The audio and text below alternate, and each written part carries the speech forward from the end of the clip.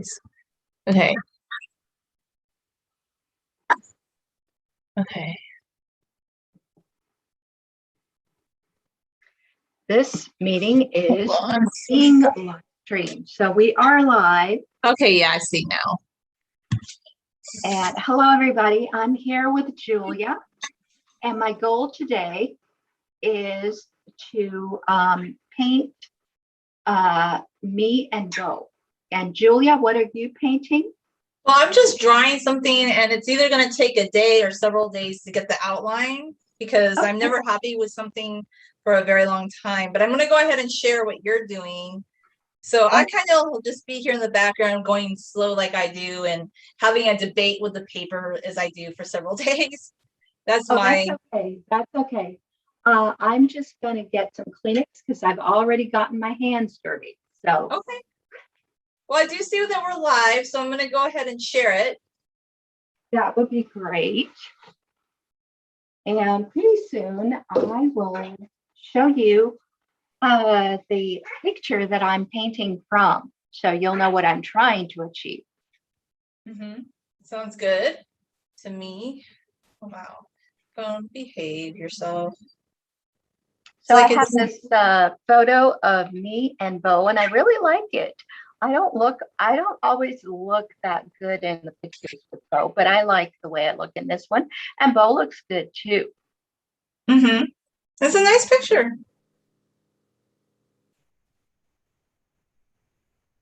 And as usual, I'm going to start with a brown, and I'm going to make an outline on the canvas.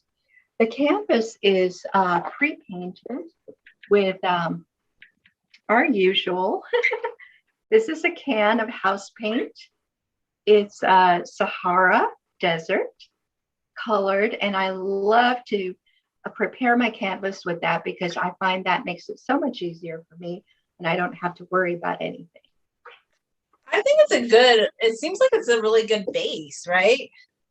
Yeah, it's a very good base, and I know it covers all the canvas, so there are no holes. And actually, since I like to paint people, that turns out to be a neutral color. You know what I'm going to suggest that you do a short about is how you prep your canvas. Like, I think you should do a short on this channel, like explaining that to people. Like, that might be kind of useful to somebody. They might like that information. Okay, well, they might. I did do a long one time about how I prep canvases, but nobody found that very interesting, and I can totally understand, you know. Okay, I totally get it. I mean, I get it, but I would think that's interesting. Well, yeah, I could try that again. Shorts don't seem to work for me. I put together a short of how Bo is reading books. You know, oh, did you see Summer? He just flew past. Oh, I kind of saw something in the corner. Yeah, that's interesting. Yeah, so, you know, Bo was helping me prepare for a live stream where I was looking at some old Star Trek books. And actually, I put them in the hammock. And I thought I was going to lie in the hammock and read all these books while Bo, you know, played on the swing and stuff like that. But he went over to the hammock. He saw those books. He picked up two. And he went and climbed up really high. And he was just so happy to have those two books, and he started reading them. So I filmed him, you know, just reading them. And you have to understand those books had no pictures in them at all. Wow. Just words. And you could see his eyes scanning the page from left to right because it was in English. And but nobody seems to think that short is all that interesting. So well, I think that's interesting. I would think somebody into chimpanzee research or linguistics might find it interesting, right? Right. I think if we had some eye tracking equipment, we could really show that Bo knows how to read and that he does it very silently to himself. But that's right. Anyway, yeah. Very fascinating. I just love hearing. I mean, I don't know much about chimpanzees, but seeing all the things that Bo does and how he just very gingerly will draw on the back of a painting and just how he handles things very gingerly and he interacts with text. I don't doubt, I mean, I'm not a linguist, but I don't doubt that he seems to understand text to some degree. I mean, I know people want to doubt that, but he interacts with books. So it seems like I'm seeing it. Well, good, good. I feel that we just need more people to be aware of this. That's all. Yeah, no, I think, but I do think your audience kind of knows. I think people that follow you kind of have an idea about it. I mean, I really do. Yeah. All right. Well, I tried to also post this on my main channel for Hmm. whatever it's worth. And now I should probably get to painting, right? Okay, sounds good to me. I will double check to make sure that it did post because I thought it did, but sometimes I have weird things that happen to me. So let me check. I don't want to look silly.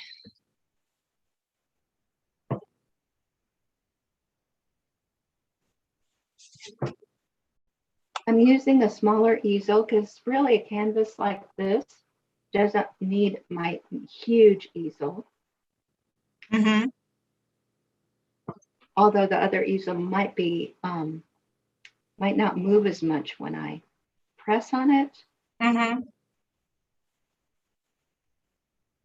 but still, they say chimps have big ears, but really their ears look like our ears quite a Their lot. ears are not that big. I think what people mean is that they don't have like a lot of hair on top of their head. Like they have hair, but it's not like human hair that's more voluminous. So I think people are distracted because, like, let's say you shave your head, your ears are automatically going to look bigger, but they're not really bigger. I think their ears are proportionate to a human's ear, right? Yeah, they look to me just like a human ear, to Yeah. be frank. Yeah, and I think you're right. I mean, I do. I see it, but I don't think everybody's going to see. I have to reshare it because I had a problem with sharing Okay, once again. that's okay. That's fine. Well, I I was trying to share it on my phone. That's the problem. Yeah, well, phones are problematic in many ways. It was so hard for me to get my phone to be on Zoom today. I I know don't know. it's. Well, I'm going to tell you about Zoom. I just feel Zoom's service was just so much better pre-pandemic, as were many things. It seems like since the pandemic, because they're catering to so many users. And I don't know if all these people have paid Zoom accounts, but this is my impression. I feel like if you have a paid Zoom account, I feel like there should be customer service that helps you with these things. And it just doesn't really seem like they have those tools, or maybe their servers overwhelmed with the increase in traffic. So I just don't feel I like think it works as well as it did. nothing seems to work as well as it did, and YouTube itself doesn't seem to be. No, I'm not well, these days, like, okay, I I got in like a discussion, almost like a debate with these people on Yemi Park's video because, well, basically it's either a robot or somebody just like very liberal. They're like trying to say that everything in China is just like in America, that, oh, like China doesn't have these draconian policies. And I was trying to point out that Joe Biden isn't doing anything. He's not going to stand up for the Uyghur people. He's not going to call out like human rights violations in China. So this account kept coming back to me and saying that I was wrong because he went to the G7 conference and made a speech about how we will see if democracy wins or autocrats win. But here was the thing. I listened to his speech and it was all blundery and he was going, and rubbing his face like in different places.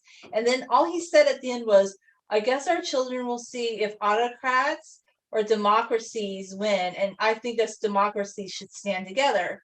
So the person kept telling me that he had so much evidence that Biden was like really being hard on China. And I said, that's just lip service. And all these people were saying, oh, Boxy Brown is so good. And he told you. And I'm like, but this was like a really horrible speech and he didn't prove anything. And he's not going to put any sanctions on China.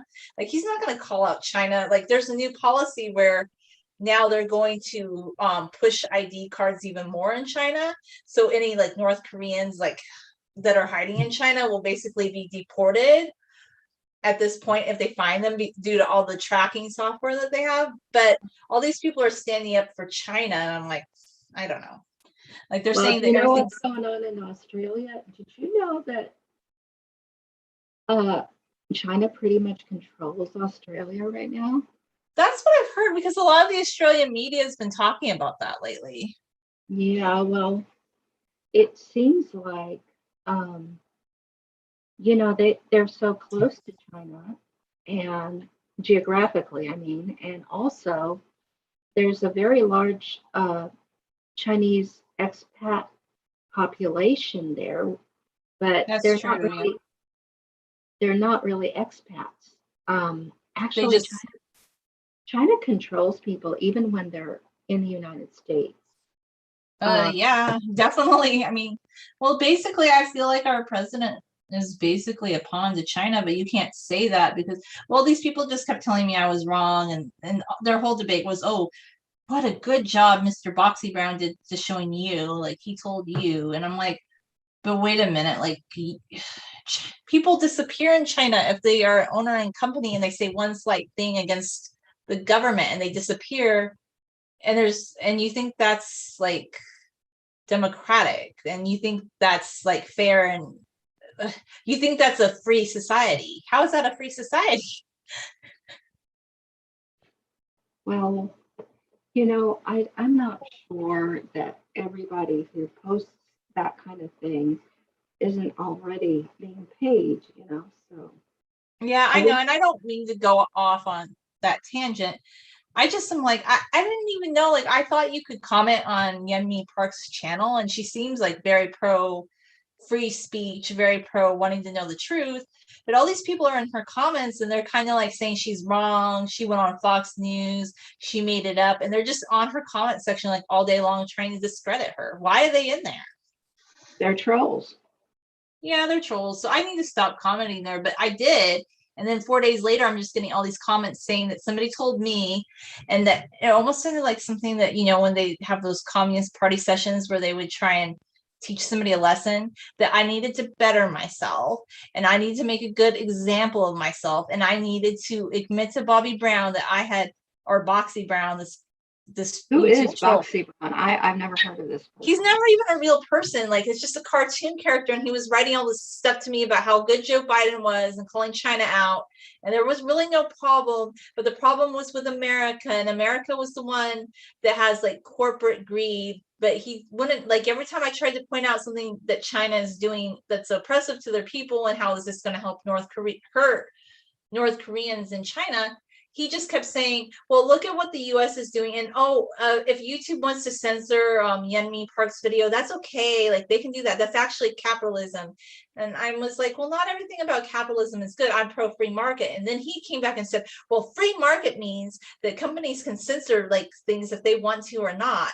And I said, but wait a minute, they're doing it because one group of people or one power wants that. But he just kept saying I was wrong. And all these people kept saying, no, like he's right. And he really showed you. And it just sounded like something out of a communist like party, like push, like they would call it a push, I believe, where they would try and make somebody, like, it's almost like you're like asking for forgiveness from your minister or something, or priest.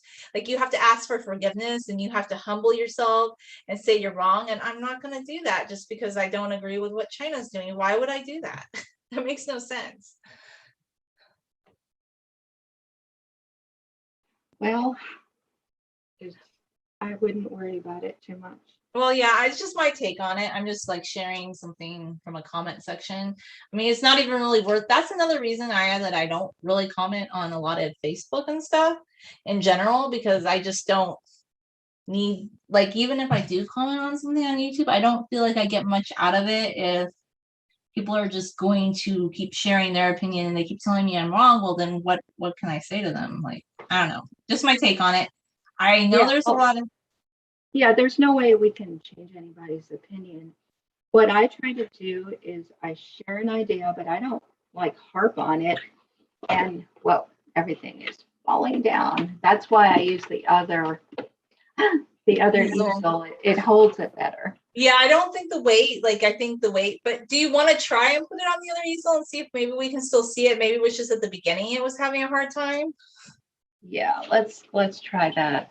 I mean, this is a good professional easel, but the problem is it puts it very high. I don't know.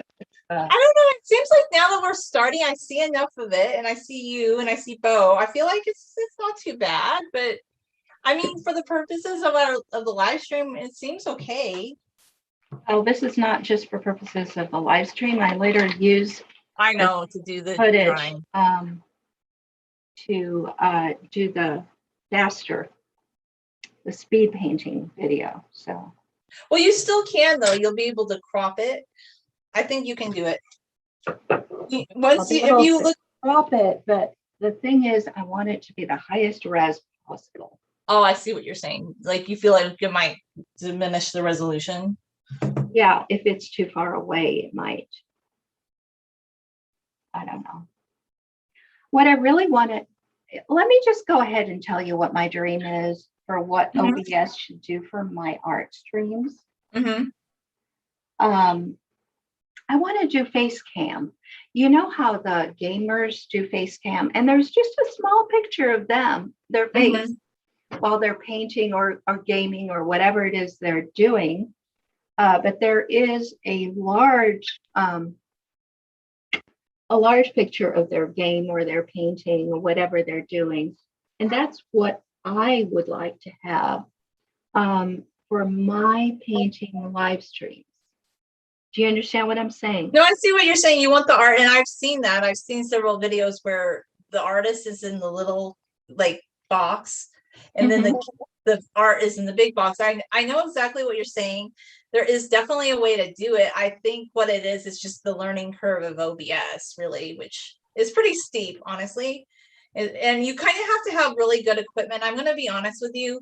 A lot of the people that have these really high-end streams, like with that kind of content, they have really good equipment. They have like cameras, not just cell phones, but they're doing, or laptop cams like we're using.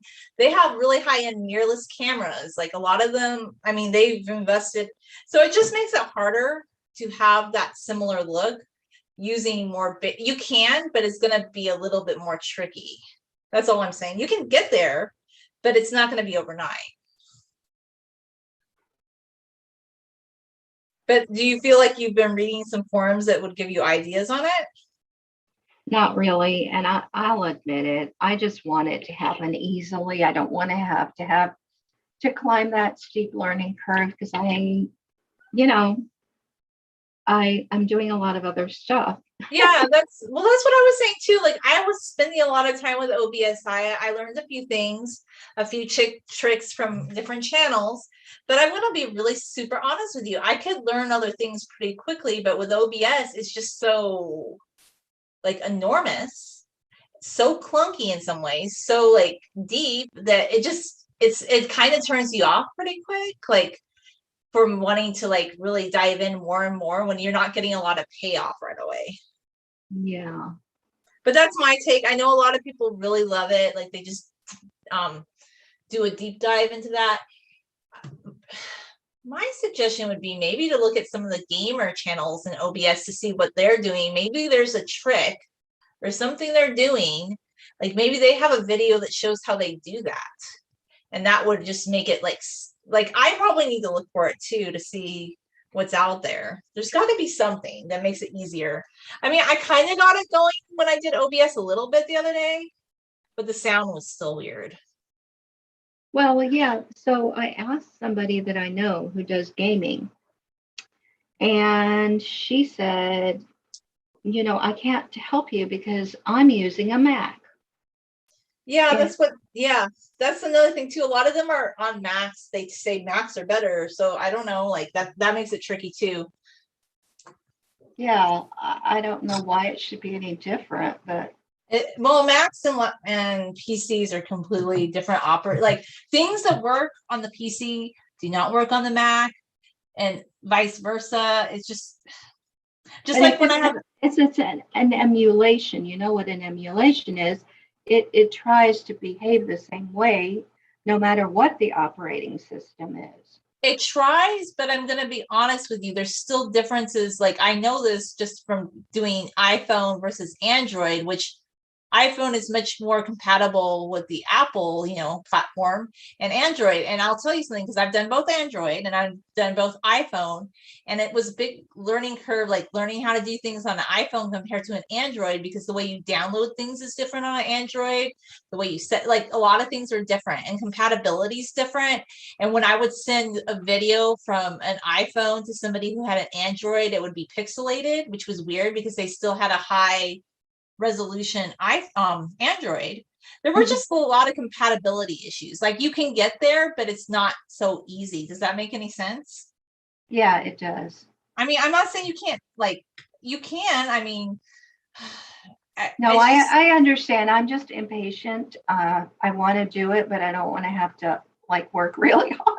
well, this is what I think. Why can't they have like some sort of software that people could purchase that's not overly expensive that would allow us to do those things? Like, I don't know, like not, maybe not the open source OBS, but I wonder if there's like some sort of software for a PC that might do what you're wanting to do without having to do OBS. And there might be, maybe look on Amazon for that.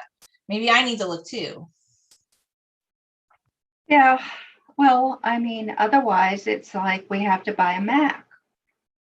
I had thought about buying a Mac. I probably should have bought a Mac. I just don't have $5,000 to blow on a Mac. Like, it's they're a lot of money. I try to make my devices work as long as they can. I'm Well, not really the maybe market. we could set up a GoFundMe and explain exactly what we want and why we want it. And if we have enough fans, maybe they'll buy us what we want. I think that's a great idea. I do. I mean, people do that all the time. It's a wonderful idea. So I'm just drawing the cat face, but it's not even near where I want it. It's going to take me a while to get there. Yeah, it's going to be a little bit harder for me to do this than my usual painting because. Oh no, the third window went away, Aya. Where'd he go? Oh no.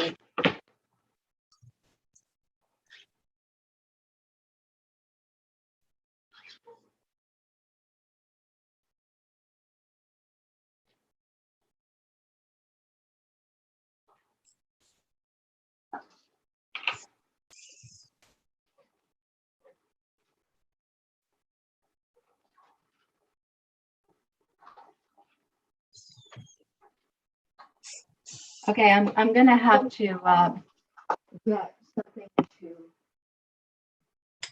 charge it. Okay. I have to recharge it up.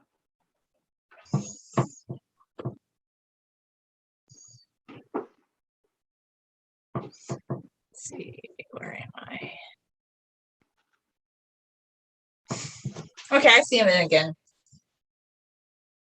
Yeah, I have a problem. I'm gonna have to get to a different place because I can't charge it here. Okay. It's actually looking pretty good though. I really am liking this one. Thank you. Just want my phone to stay awake so I can keep drawing.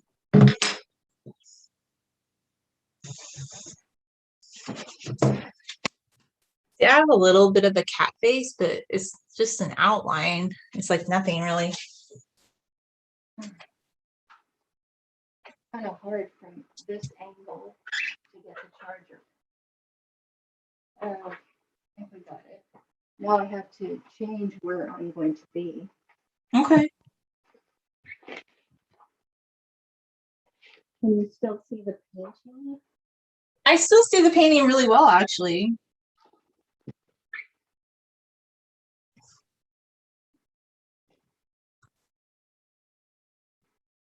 Okay. All right. So now I have to make it.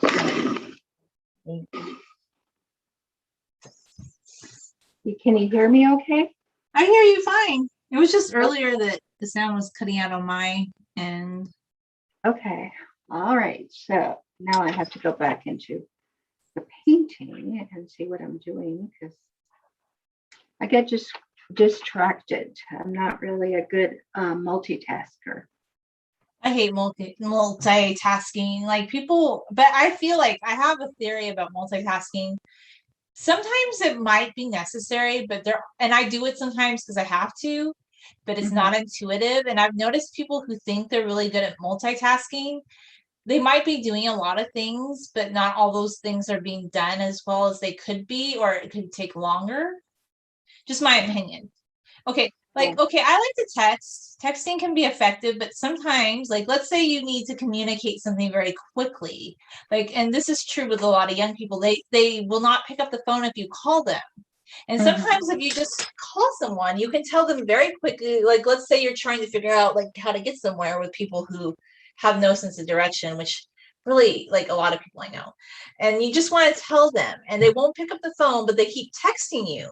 And it's going to take longer to explain it on text when if they would just pick up the phone and like not be fiddling with driving and texting. And if they would just stop and pick up the phone, sometimes multitasking makes things take longer and you're doing a lot of things, but that doesn't mean you're doing all those things better than if you just do one thing at a time. So yeah, I agree. like I think multitasking is overrated. I really do. Well, it's certainly not my favorite way of doing things.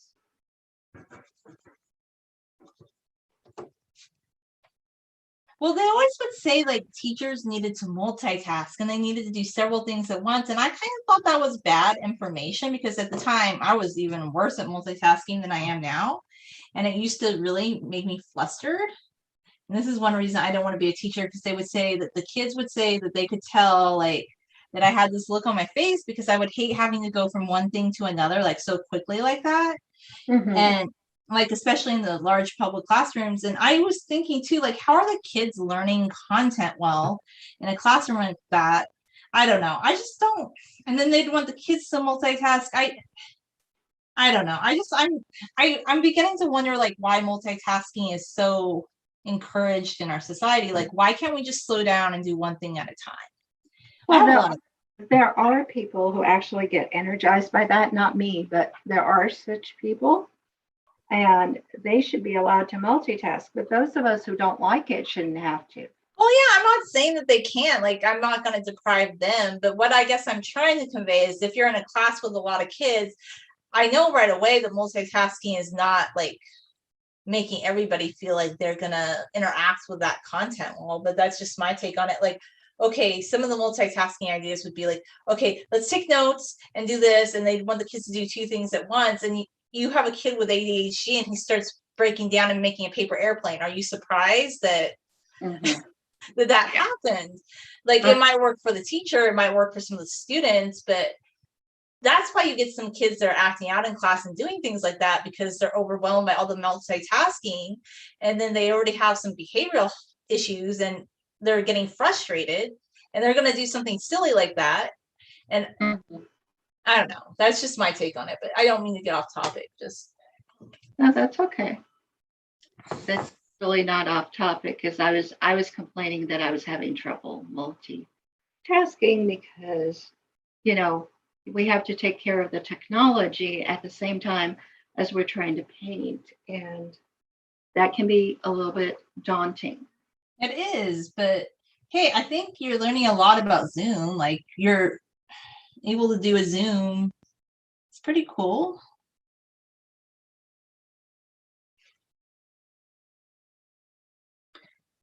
So you know that cannon that's outside the library? I feel so sad for the poor cannon because they haven't put a rope around it, okay?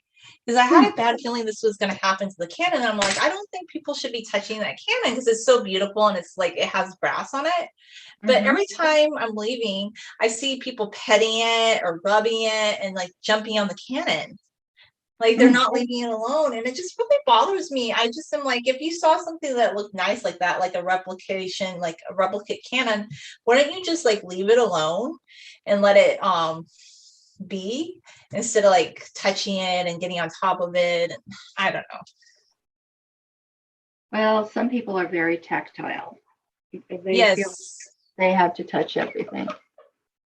Yeah, I don't know. I just felt kind of sad because I was like, there were these people with their kids and they were just letting their kids jump on it. And I'm just like, I'm afraid it's going to break soon because it just made me sad. I'm like, you know, somebody paid a lot of money. There was a family that paid a lot of money to have that reproduction Napoleon cannon made. And it's beautiful brass, which probably is going to have to be shined up again. And just the people, and I get that. I get people have to be tactile, but I just think if something's in public, you don't need to be touching it all the time like that. And it's funny too, because everybody's so worried about COVID, but I haven't seen people stop these behaviors.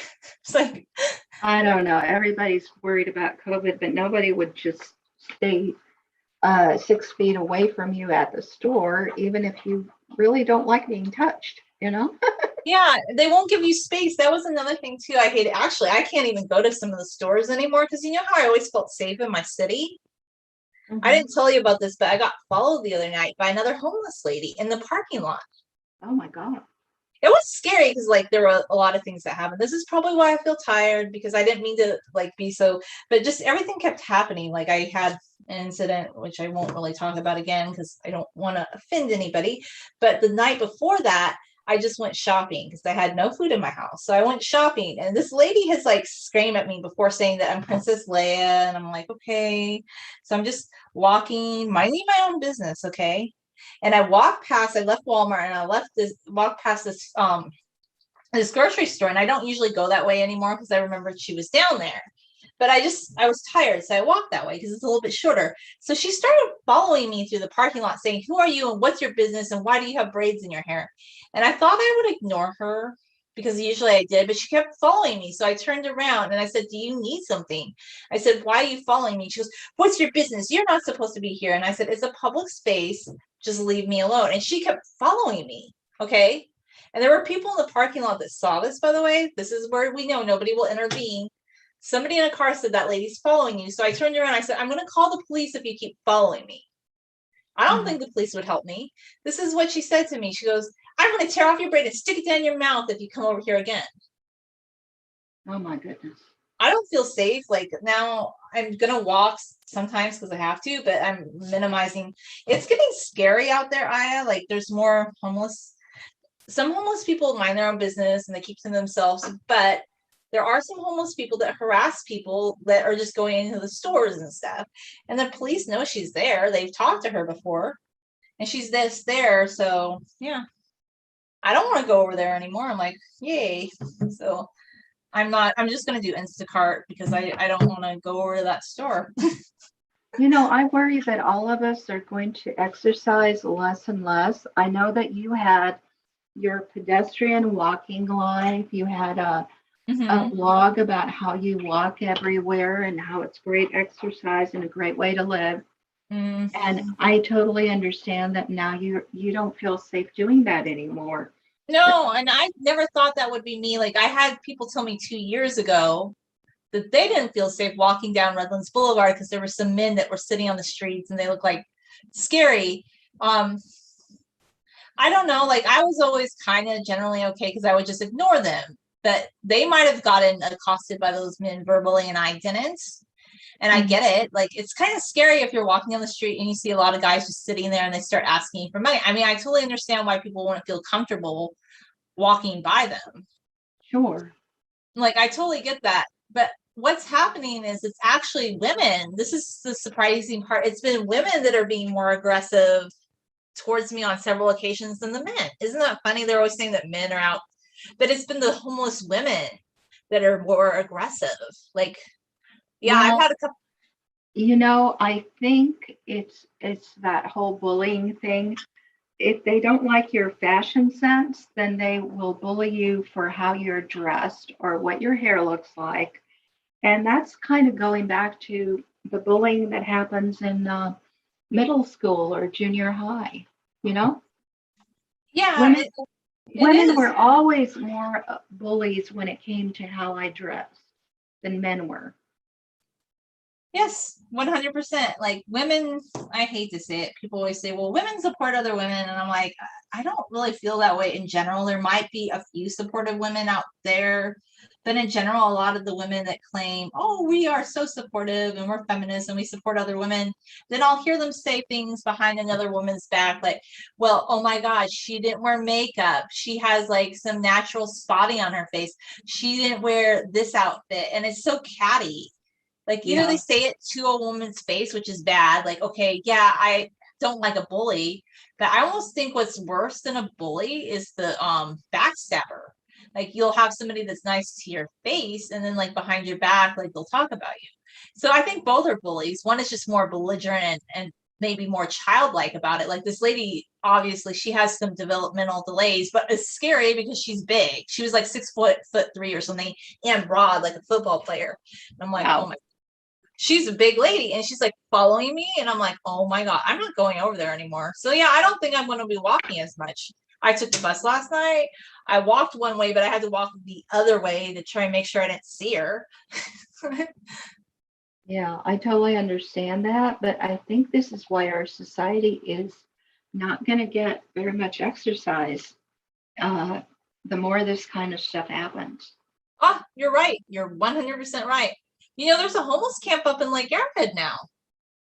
Can you, I know, like, maybe you don't know much about that location, but No, that never would have, yeah, that never would have happened like 20 years ago.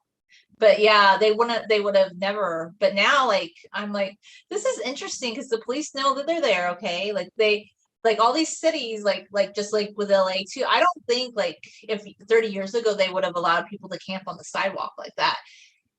Like they're just allowing people to take over big swaths of sidewalk, parks, any public space really. So yeah, no, people aren't going to exercise because are you going to feel safe going outside in those spaces? Not really. yeah, that's why I feel that I'm lucky that I have my property. I can go walking on my property and nobody else is allowed to be here. And if anybody were to show up, you know, I have the right to expel them. Of course you do. It's your land. You have the right to expel them.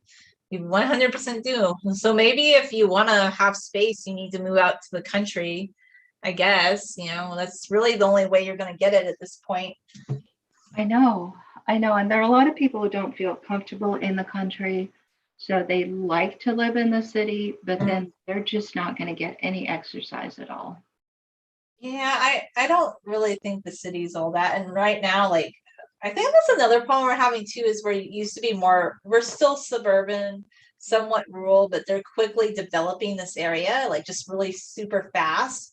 And they're imposing things upon us that I guess, okay, I didn't live up in Redlands, but they voted against like this high rise parking structure, but they built it anyway, somehow. Even though it literally was on the ballot that people voted no, it went through any, I don't know. So yeah, I think what's happening is we're becoming, well, in my area, we're becoming more like LA. So yeah, there's going to be more people out here and more things happening.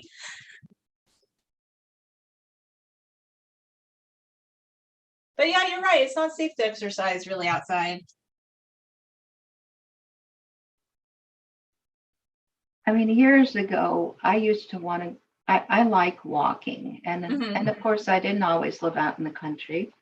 And I used to like to go walking. And I was always warned, and it was always women who warned me that I could get raped just because I was walking, you know?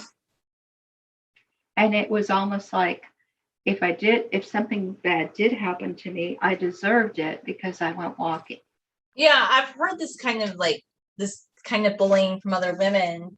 And somebody was saying this was why women, when there actually were attacks on women, but they didn't want to report it because they would always ask, well, what was she wearing first? And they'd be like, oh, no, that wasn't like to make the woman, like to shame her for what she was wearing. It was just to see, like, so they could ID her. And I'm like, well, she's there. Why would you ask what she's wearing? Like, wouldn't you want to know what the suspect was wearing so you could find them? So Right. and then yeah, actually a man was attacked on our campus too in that time period. So it wasn't just women that were attacked, but they didn't say anything about him. They didn't say, well, what was he wearing? Like,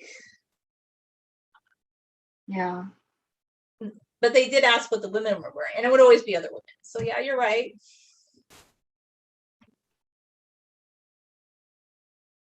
But lately it's been women that were more aggressive on the streets where I live than men. The men have been polite. Most of them, a lot of them are veterans, and they're just like, hi, ma'am. And I'm not scared by a lot of those guys, but I'm scared by these big burly women on several occasions that have screamed at me. Yeah. Women can be scary. That's true. Well, I'm not saying men can't be, but I just haven't had those experiences walking. Oh, I mean, even when I was practicing law, I was much more scared of the women judges than I was of the men because women can be so judgmental. And if I had a woman client, I definitely didn't want a woman judge. I'll tell you that much. Yeah, I would say that much because you know a woman's gonna be like, well, Yeah, I don't even practice law, but I could say, I could see that happening a mile away.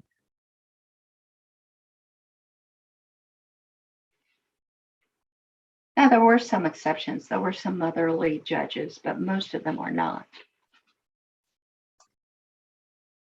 It's unfortunate.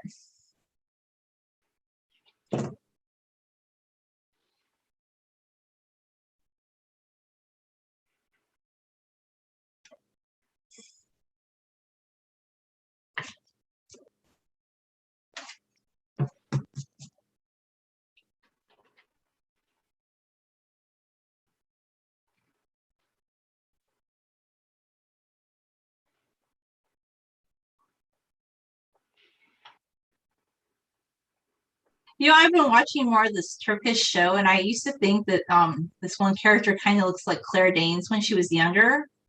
But then I was looking at some pictures of Claire Danes recently. I'm like, well, she does a little bit, but when I think about it, this actress is just much more beautiful than Claire Danes. They just have a similarity. It's just funny though, like when I'm watching that show, people will say, "Oh, this actress looks like Drew Barrymore." It's funny how people are like trying to make similarities between this show and actresses they've seen in American movies. Yeah, well, you know, once you start watching shows from different, you know, different cultures, um, you'll realize that there are some universals in facial features. You know, so as a painter, I'm aware that, um, and I've been watching, you know, shows that are based in Asia, but after a while, I don't really think about, you know, the things that all of these East Asians have in common. I think about the differences, and the differences, they remind me of people, Western people that I know.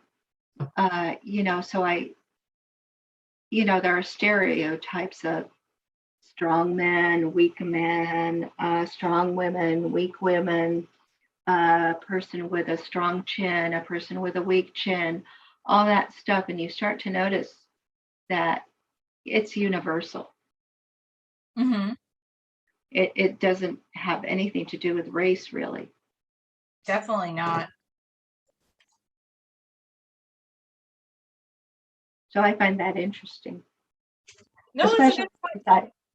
because I like painting people. So I like to think, what makes this person look like this, you know? Mm-hmm. You like to find like different definitive features that will kind of help bring out like the idea or the essence of their expressions. Yes.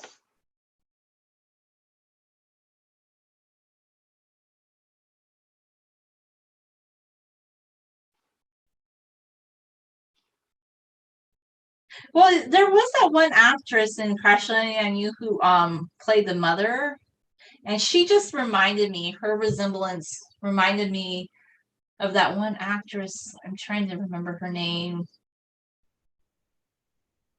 Remember I told you about this before? It's her name on the top of my head. No, I don't. I can't think of. I'm trying to remember her name. Let me see. I'm gonna look it up. It was on the top of my tongue the other day. Okay. I'm just gonna look it up real quick so I can make sure I got her name correct. But she looked like, just her features reminded me a lot.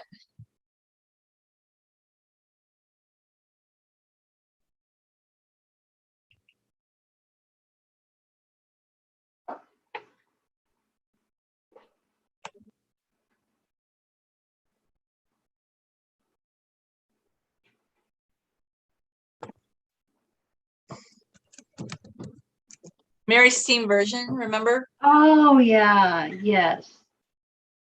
Yeah, I know what you mean. Yeah, I just thought there were certain features that that lady had, and even her mannerisms. They just really struck me as being very similar to Mary Steenburgen. Yes. Yeah, I can see that.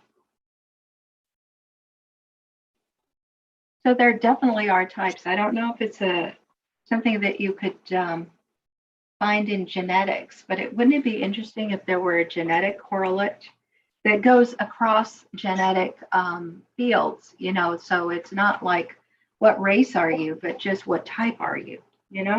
There might be. I mean, that would be a very interesting subject. Yeah.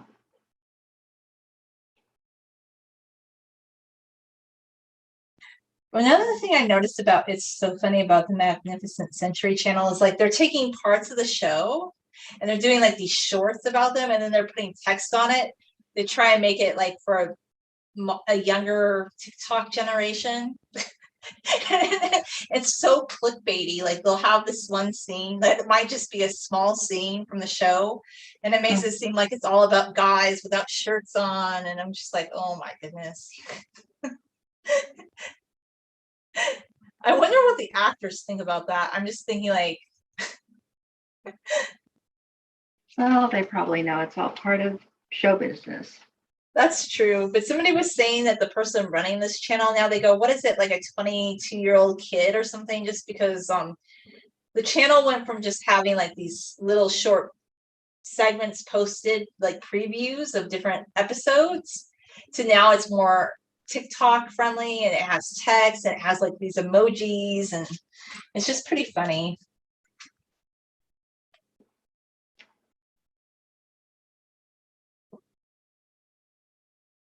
Well, I'm still concerned about TikTok and its connection to China. I know people have said that. TikTok's explanation is that they are owned by a Singapore subsidiary that is a Chinese person. But my question is, I need to look deeper into it. I don't know if I buy like what Trump said about it, because I think, okay, we have to be kind of honest about him. He is a little bit of bitter grapes because a lot of kids use TikTok to buy tickets to one of his conventions, and they didn't show up just to have a joke, a laugh on him. So I don't think that Donald Trump was really worried about Chinese security breaches as much as he said he was. I think he was more offended, and he got offended very easily by things that other politicians would not. Like Ronald Reagan never went on the news and said, oh my God, these comedians made a joke about me. He didn't care. Like Ronald Reagan had been an actor. I think he had a thicker skin. Donald Trump kind of had a thin skin about certain things. So I don't really believe his arguments about security breaches, but there probably were some security breaches in TikTok, and maybe TikTok is indirectly owned by the Chinese government. But my question is, like, I will have to look deeper into it. Like they were kind of trying to make the connection. I just haven't been able to pinpoint it. But you feel like it is owned outright by China, even though they say that they're owned in Singapore? Well, I feel that a lot of things are owned by China. Yeah, I mean, yeah, I get what you're saying, but I'm thinking, is YouTube any different at this point than TikTok? That's my only concern. Like, how different is YouTube than TikTok at this point? Not much, but that's just because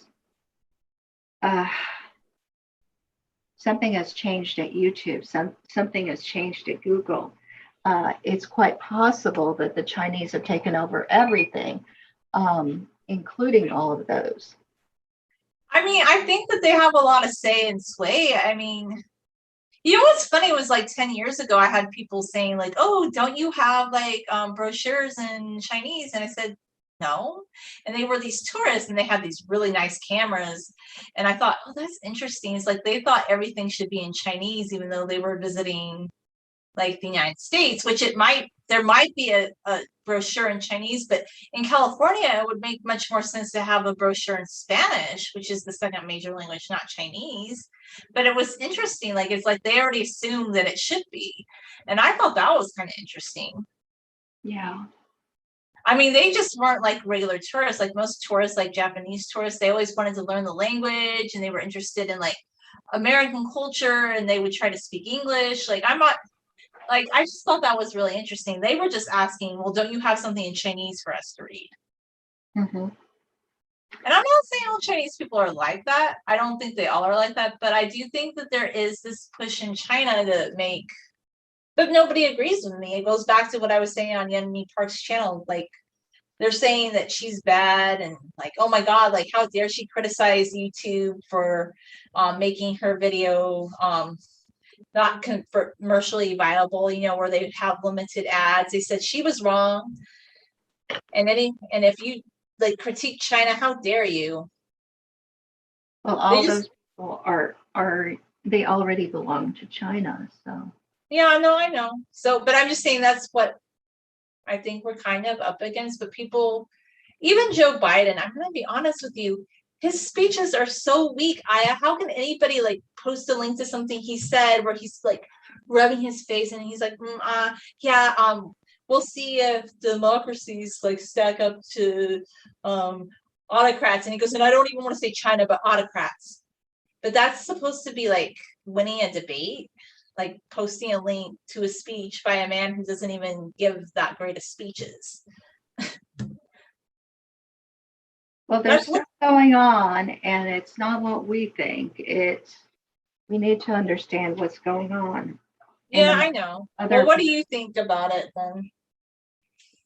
Well, it's not what I think. It's what other people think. No, I know, but not what you think, but what is it at this moment that you think precisely is going on with that they're trying to tell me that Joe Biden is making great speeches?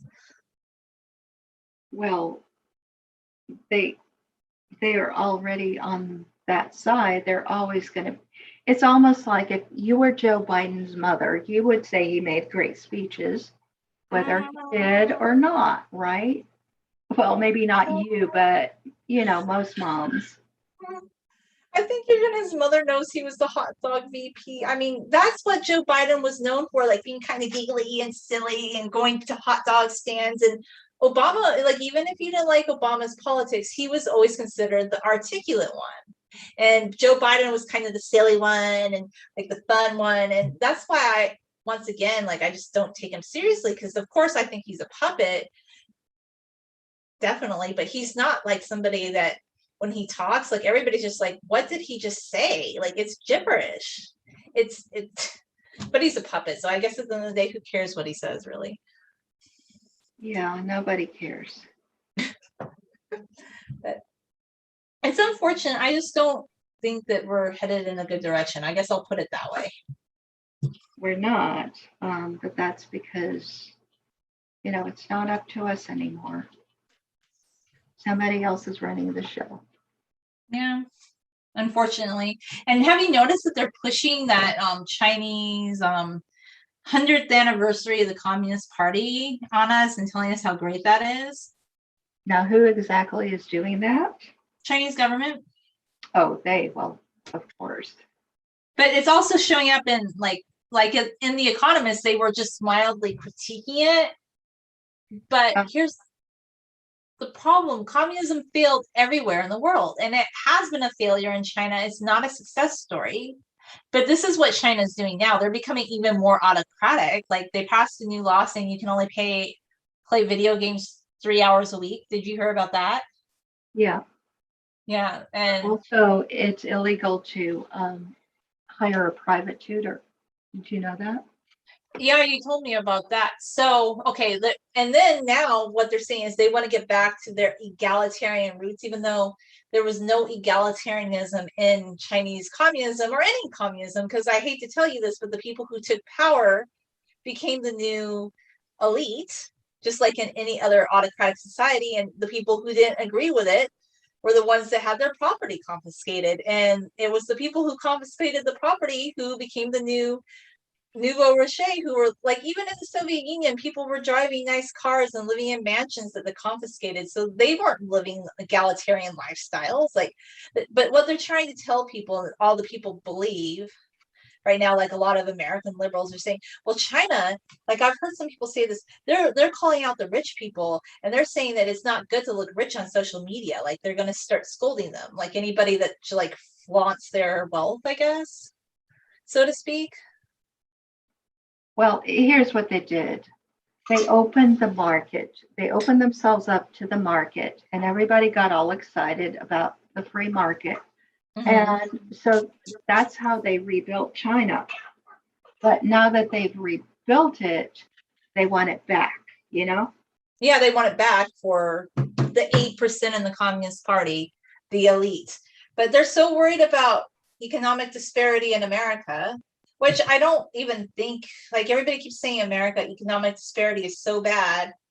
But I'm going to tell you, just as a person that lives in America, like even if you are a homeless person, you're not going to starve to death in America. Whereas in China, you could be a very hardworking person, have a business, it could be confiscated.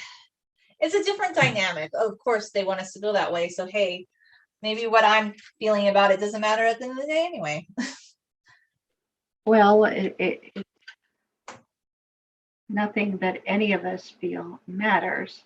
But what's actually happening is that they're taking over everything. And I think they've taken over Australia. Mm-hmm. They're taking over the United States. And, people are fighting and they're thinking, oh, we have to fight the liberals. The liberals are doing this. The liberals are doing that. I don't believe the liberals are the ones who are doing it anymore. No, they're not. It would be, but maybe there are liberals who sold out because they did China pay them? Just like COVID government organizations wanted to pay people to make a post about, I don't know, getting the vaccine. Are there people that are being paid to say certain things? I don't know. Well, that might be, but the average liberal that we know, people that we know, I don't think they're all taking I don't think they're all paid. You know what I'm No, saying? definitely not. But they're watching the news programs. That's where they get it. That's where they're hearing it from. Yeah, I think so. You're right. Well, like the MSNBC, it's everybody's so mad at Fox News. They're like, yeah, Fox News is propaganda. Well, MSNBC is too, because we know on several different occasions they said things on there that were just like propaganda. And my sister had kind of pointed that out to my parents, but they didn't agree with her. But we knew because they said something like, they said, oh yeah, what was it? They said that nobody has died from the COVID vaccine. That was one thing that we knew wasn't true, but at the end of the day, whatever. You can't change people's opinions about these things. People have died from every type of vaccination, by the way. Yes. Yes. So, in way back when they were working on the smallpox vaccine, well, that Aaron Burr's, his parents died of smallpox, but his grandparents died of the vaccine for smallpox. that's a great example. Do you talk about that in your book at all? Yes, of course I do. No, that's what I'm saying. So maybe you should highlight that part of your book. Well, it's hardly to help. Yeah, it's hardly going to help me sell it since people are so intent on, not knowing this. Yeah. Okay, the thing is, I got the COVID vaccine, but I didn't really feel it should be mandatory. I'm kind of having a problem with like forcing people to get a vaccine because that just rubs me wrong. And I'm going to tell you something right now that really bothers me is people keep saying next year, everything's going to go back to normal. Next year, we're going to be able to travel. But that's not true because remember, they were trying to say, oh, now like everything's going to be open in June. Like they were saying that this year. And I kind of felt like, isn't that premature? But then like a month later, like, oh, no, like Delta changed everything. And before they were saying, oh, if you got the vaccine, like you were 94%, like it was 94% effective is what they said with Pfizer. And I said, how do you know that? Like, where are you coming up with this number? Like, is there a study to show it? But now, like, there's nursing students and people studying medicine who are saying, actually, it's very, very minimal amount of effectiveness for that vaccine that it gives you, like a little bit of effectiveness. It's like maybe 10% like the flu shot, if at best. Mm-hmm. Like, so why are they like, they were trying to claim it was so effective, and then they're saying, well, even if you have the vaccine, like it's going to be effective against Delta, but there's still people who got Delta that were fully vaccinated and died. And it's true. Mm-hmm. It's published on our county website. It's just fewer people than the unvaccinated people. But I'm going to tell you this, I don't think it has anything to do with being vaccinated that more unvaccinated people might have died. I think what it is the people who tended to be unvaccinated, tended to be people that would socialize more, and they're going to go to like group events. But the vaccinated people did the same things and they still got it. So we don't really know what to go off of. That's all I'm trying to say. Yeah. I don't know. So I don't think we're going to travel next year. I don't think anything's going back to normal. That's just my whole point. I don't think it's ever going back to normal, but you know what? I don't think it's a medical decision. I No, don't it's not. think it's getting back to normal because somebody has taken over our lives and they're not going to let us ever, no No. matter what happens. And it was the best way to subdue a population rather than a war. Maybe a pathogen, like, maybe saying that people should not gather and they shouldn't talk to each other. You know? Yeah. But at the end of the day, I'm so sick of COVID. Like, I'm so sick of like talking about it and hearing about it. I think that there's things that are just so much more scary than COVID, like going outside and like being harassed by people. Like, look, I'm sad if you're homeless, like that's sad. I'm sorry if something bad happened to you, but leave me alone. Like, I just want to walk through a parking lot in peace. You might have a mental health problem, but there's something really bad and scary about you if you. But then this is also the thing I thought about. They released a lot of people from prison, you know. That could be a violent criminal. I don't know. That's true. There were violent criminals that got released because of COVID. So I don't know who that is, but I'm being harassed on the streets and the police know she's there. They've talked to her. I saw them talking to her the other day and other like homeless camps, and they know these people are here. So if I got harassed, I'm sure I'm not the only one. Other people are being harassed too. So I just feel like there's other things that are much more scary than COVID, but it doesn't matter anymore. So. Yeah. Anyway, just my thoughts on all that. By the way, do we have any comments? Because I'm not looking. I've been looking and I haven't seen any comments yet.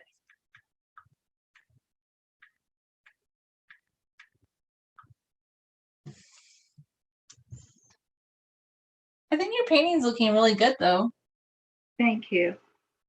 I don't know. I'm kind of struggling with it. Well, I like it. I mean, it's coming together. Like I see your smile and I see Bo. Bo looks really good. Wow. I really like Bo.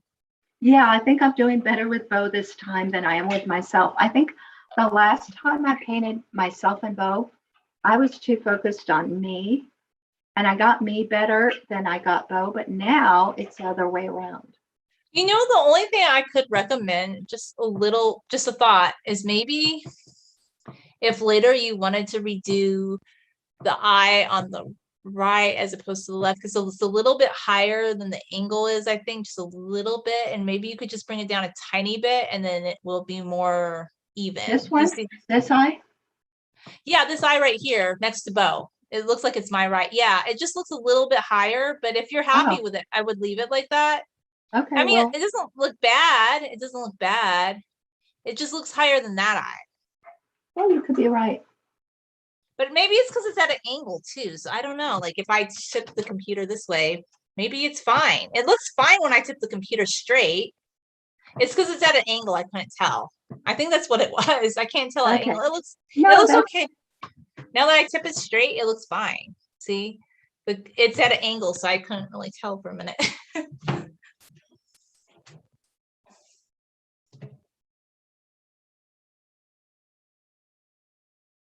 Hello, Aya?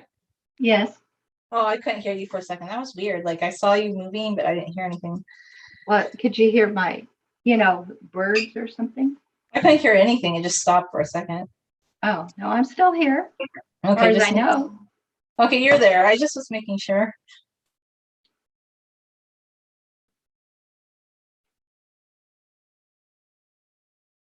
Like I found this little, I haven't made much progress. I'm still working on it. It's so tiny. But I'm just making outline of a cat face.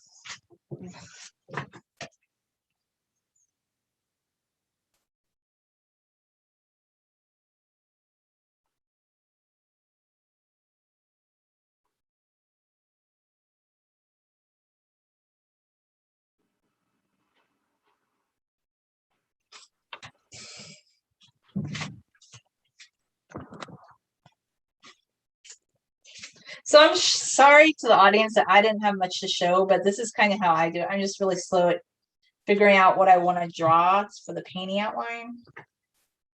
Aya's really good at the Alla Prima. She can go fast and she just like gets something quick. I'm always not happy with something, so I keep. Well, I'm not necessarily happy with everything that's No, going I on. mean, I think you're doing pretty good. Like, honestly, you're doing a lot of portraiture. Like you were painting almost every other day. You were painting a lot in the last couple of years. So I feel like you've gotten to the point that you do get a good portrait within like an hour. And I mean, I like it. I just don't feel like I can go that fast. That's all I'm saying. I don't think, like, I was watching some videos on Alla Prima the other day because I was curious about it. Mhm. And just the whole idea of going so fast, it just makes me feel a little too stressed. But you do it well, is what I'm saying. Well, I mean, you don't need to take it too personally whether it works out or not. Like this one is not working out as well as I would like, but I know it's not the end of the world, right? Oh no, definitely. But I think I don't know, it still looks good to me. And the other thing, a lot of people, I'm part of a group on Facebook, and a lot of people were saying, I get started on a painting and then I never finish it. Other people said that. Yeah. And I said, well, why don't you try Alla Prima? Because that way, you're finished for that particular painting. You start it, you finish it. And whether you like it or not, you can throw it away or you can paint over it, but at least Yeah. you finished. That's a good point, right? So it doesn't, like I said, it's not necessarily every one of these is a masterpiece. Some of them aren't. And we just have to deal with that. I still like them though. I'm just saying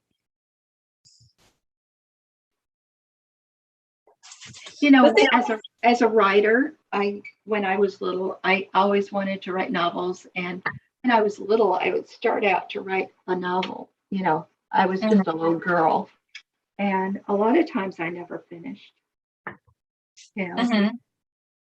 I would realize that I didn't know what I was doing. Mm-hmm.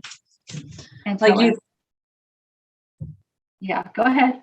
I said, so you feel like the story just wasn't going in the right direction that you wanted, or? Yeah, and a lot of times I really didn't know where it needed to go. I just knew that I was stuck. Mm-hmm. And then when I was older, I didn't have that problem anymore. What Because changed you? I basically had the whole picture, almost the whole story already in my head before I started writing. Oh, wow. So, you have to kind of know where you're going with something. But you can't learn that unless you practice. Yes. So it's okay to have some false starts too. Of course. I mean, that's how you learn. And then also maybe certain stories just were ones that, even if you did think you could develop it later, maybe it just was a story you weren't as invested in as these stories that you started later. Mm-hmm. Or do you, I mean, but I don't think you're that kind of writer. It seems like you're invested in every story that you write. But there are some writers, I don't think they are as invested in some of their stories or characters as some of their other ones. And you can kind of tell when they're not. Like, I mean, I like Lisa C. I think her books are really good. I really love like how she deals with Chinese Americans or people in China. And I just love her characters. But I will say Dreams of Joy, that sequel, you could tell it was kind of forced and clunky. And she said that she never would have written it, but her publisher wanted her to make a sequel where they went to China during the Great Leap Forward. And it was very clunky and it was very weird. And they're like all over the place. And you could just tell it was kind of all over the place. It's just like, oh, okay. I wonder why the publisher wanted that. Well, they said it would make it like the story make more sense because, okay, what was happening was Joy was running away because she had went to school in Chicago and she was becoming like a communist. And her parents were very concerned and they were worried about it. So anyway, she flies away to China and her mom is worried about her. So she's going to follow her. So they said, oh, the story's incomplete. We need to know what happens. they said that Lisa C couldn't just leave it on, on a cliffhanger like that. They had to have a completed story. That was the rationale of the publisher, I guess, that the cliffhanger couldn't be. But I don't think Lisa C wanted to complete the story. I think she just wanted to leave it like that. Mm-hmm. And I don't blame her. Like, I mean, there could be a reason, but I mean, at that time, though, they were able to be critical of what was happening with the Great Leap Forward. They're actually, which I thought was so interesting, a Chinese representative that said they apologized for all the people that died of starvation during that time period. But that was something that they were working past. But now I don't feel like, okay, here's the thing that I just like to make comparisons to is that, there were some really horrible things that happened in history, and the Turks keep getting criticized for the Armenian genocide, as they should. I mean, what happened to the Armenian people was just deplorable. But it's interesting that there's so much pressure on Turkey, like, to make a bigger apology, and some of the officials have actually apologized at this point, but you don't really see that pressure on China to apologize for things they did. I'm sorry, you just don't. I keep going back to this point, but it just really bothers me. It's about, like, being fair. Like, why is it other countries like the US or Turkey or other countries are supposed to apologize for things they did and prevent it, but China doesn't really have to?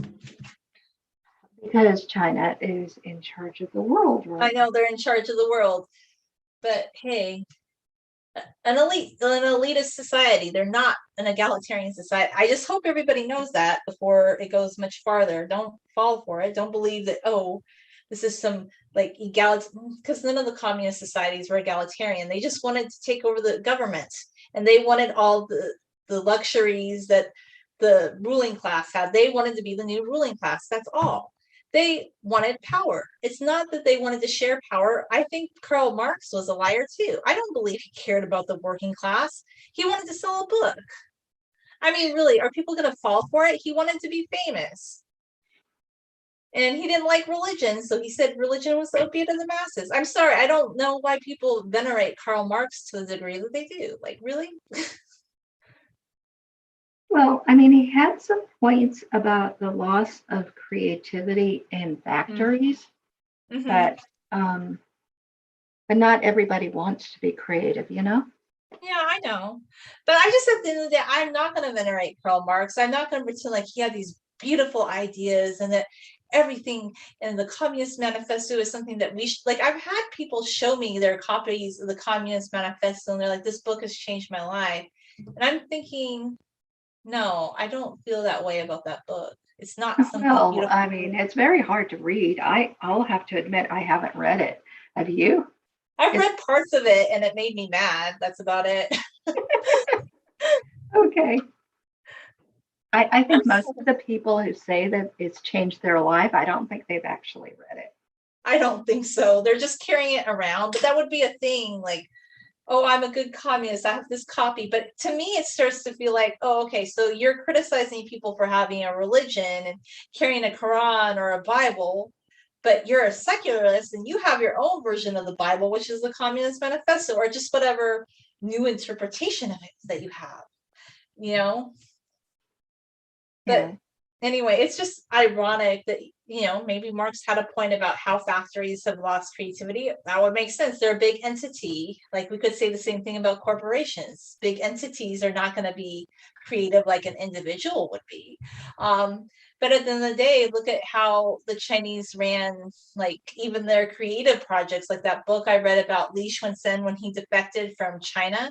I know people don't think about this anymore, but when he defected in 1981, it's because when he was growing up, like, as a dancer in Madame Mao's school, he saw this really good teacher that had studied in Russia and knew about all these different dancing techniques. But they said, oh, even Russian, like, communist ideas on dancing were not good enough because they weren't promoting the party. Like, they couldn't do this classical ballet.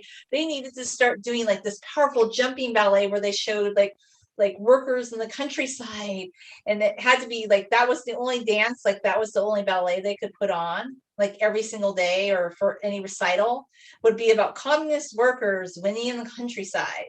And that's not creative. Like, how is that creative? Yeah. Well, the problem is that both corporations and socialism Mm-hmm. do not allow the individual to make choices and be creative. So my question is, if you value creativity and individual like expression, what is the best route to that, in your opinion? Free enterprise, in my opinion, but not a situation that privileges collective entities like corporations. Yeah, that's a good point. But, well, anyway, at the end of the day, the Communist Party in China is corporate too, and they're the same. I mean, corporations are basically socialist entities in many ways. I mean, yeah, that's what's happening. And this is why, if you talk to any socialist today, they're not going to talk against corporations. They're going to say things like, sure, Google is censoring people and it has every right to. it's interesting. I mean, at the end of the day, I don't think I'm going to comment on Yanni Park's YouTube channel anymore, because it just, those people are probably trolls anyhow. Yeah, they are. They are. But that seems to be the consensus of where things are going anyway. That's what they want. They want everybody to fight with each other. So one day we will wake up and Joe Biden is wrong, because he's like saying in a very blithering kind of way, it's a contest between democracies and autocrats, but I don't want to say it's China, and like, let's say who wins. I think it might be the democracies. Okay, bye. Like, if you watch that speech, I'm like, you're not saying anything. It's lip service. Yeah. Do I sound irritated by it? I am, just because that was the great choice that we had for this presidential election. That was probably a little bit, how should I say? Oh, everybody was so worried about Russia involved in our politics, but not China. Really?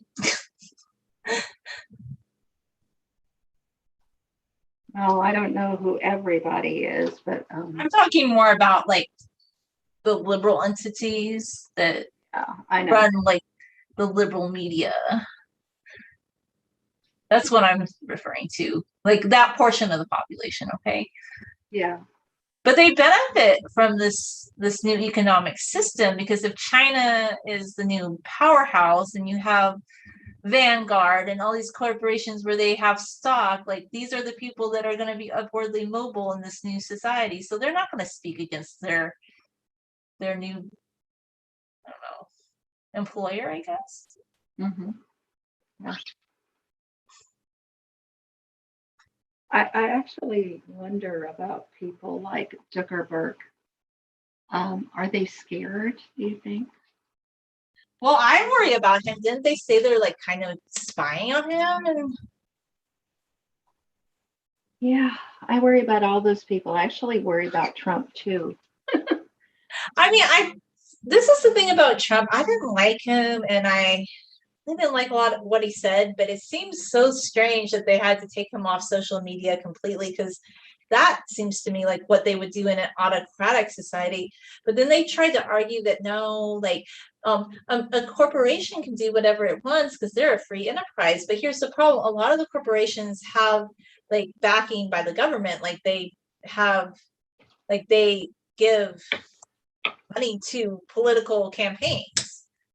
So look, I mean, at the moment that the government can tell corporations what to do and corporations elect people in the government, there's really almost no distinction between government and corporations.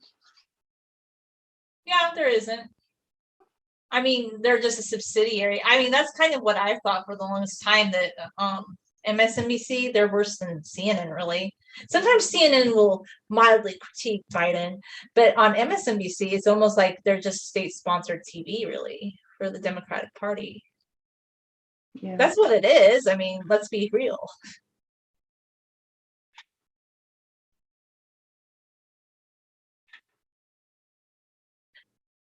But they're so worried about Fox News, because Fox News is just so bad. I mean, they kind of do the same thing for the Republicans, but then now it seems like do you think a Republican president can run in another election and win?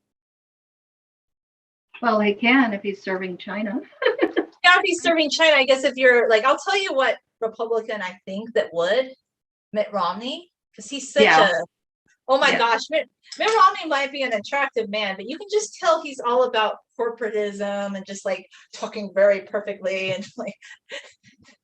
Yeah. So no, I don't think it's about Democrats or Republicans. I really think that's just camouflage. Mm-hmm. It is. Anyhow, like it's just kind of my opinions on all that, but.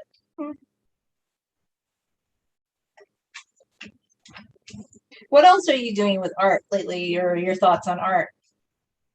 Well, I've been doing coffee paintings. Ooh, what's that? Well, I'm not going to start talking about that right now because then I won't be able to paint. Oh, I'm sorry. I'm sorry. Do you want? I wasn't No, trying to. I mean, you go ahead. You go ahead and talk about it because you know what I mean. Yeah, no, I know. Okay, so I know coffee painting. I haven't really done that myself, but I know you just can dip the paintbrush in coffee, and you can kind of make actually. Because I'm kind of struggling with this little guy right now. Like, are you near wanting to sign off, or are you still going? I'm still going. Okay, maybe I can just get a piece of paper, and I should have started with that because I feel like I'm just going slow with this. Maybe I can kind of demonstrate like a little bit. Okay, so coffee painting, you can actually paint on paper, and it's a great medium if you don't want to use like I don't know, water paint. Like I have water paints, but I kind of like the idea. So I'm gonna just try doing something with the coffee paint, which I probably should have started on. Good. That's what I'm gonna do because I'm just like struggling with this little guy right here. I'm just going back and forth, trying to get its face to look the way I want. Here's the problem with that reference photograph. My mom took a picture of the cat on the cell phone. So I'm trying to like replicate it, and it's kind of grainy. So I'm gonna just make like a coffee painting. It's basically like painting with like, in my opinion, like watered down ink. That's the impression I get of it. So Yeah. that's how I feel about it. You know what? After a few days, the same bunch of coffee becomes stronger because it evaporates. Oh, that's interesting. So I start out and it's very weak looking. And then I come back a few days later and I put some stronger marks on the paper. Oh, wow. You know, I might have done something like this similar years ago with like tea, but I've never done coffee. I was looking up some coffee painting tutorials though. It seems to be kind of big. Well, you know, I actually didn't know anything about it. I just started doing it because Oh.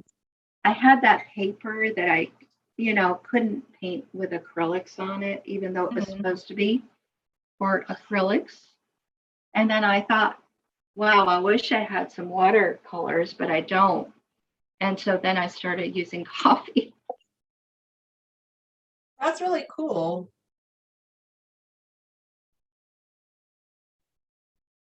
I think it works better with the instant coffee that you kind of just get liquefied because I was watching some tutorials. And the kind of cool thing about that is you can control how much liquid. It's almost like its own little medium. Like I saw this lady crushing up like a little bit more the instant coffee and add a tiny bit of water. And she would do like different, but I get what you're saying. You can come back a few days later and kind of do the same thing. Yeah. Well, that's what I did because I had no idea what was going to happen. And then I just came back and it had evaporated. The water had, I mean, and that gave me so much more color. That's cool.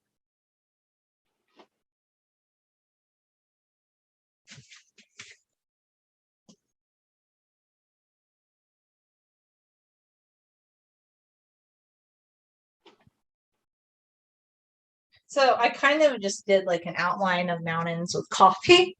Oh no, but now it's running. Oh well.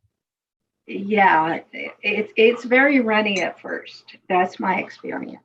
Yeah, so you have to kind of be careful. Maybe I'll just do One thing I used to like to paint when I was young was I love landscapes, but I was obsessed with like painting like desert mountainous landscapes, kind of like the backside of the mountains where I grew up. Mhm. I would always paint that. And it was kind of an obsession for me. And I would paint it over and over again. Mhm. And I kind of keep coming back to that idea. It's just like mountains, like within mountains. And a lot of people really hate they call it the barren landscape on the backside of the mountain, but I kind of find it beautiful in a way because it's rugged and just, it can be stark. There aren't as many trees there. And then in the spring, like you get all these amazing flowers. And another reason it's like that is because, well, natural fires like come through that area and they clear a lot of the vegetation. And it's not going to be like a tall tree standing forest. Like it's almost like the desertous part of the mountain. People don't realize there's microclimates in California. They think everything's supposed to look exactly the same, but there's many little microclimates here. Mhm. But I could never convince people of that. I'm like, just read a textbook or read a scientific book on it, you know. I actually took a class about microclimates in botany a few years back. It was interesting. It was really fun, actually. Was that when you were in college or? It's when I was in college. So, like, I thought, oh, okay, there were these science courses. They were for people who were not majoring in sciences. Like, there's still science courses, but they were like introduction to botany in Southern California. And I thought that would be really interesting to learn about spring flowers and different microclimates. So I took the class and the professor is laughing. He goes, "Oh, you guys just thought you were going to pick flowers." He goes, "You are going to identify every part of the flower," which you did. Like there would be this flower key guide and it was pretty intense. Like they wanted you to like say what kind of stamen this was. It could take hours and they would have you go in the botany lab and do it. Like, so it wasn't exactly just like real basic. It could get intense and like it would take a while, like, but it would help you break down and learn what the different flowers were. And I got okay at it. But what was funny in the class was there was this guy that had been in every class that I ever took, and he would always have like these political points of view. And I was like, how does he show up in every class I'm ever taking?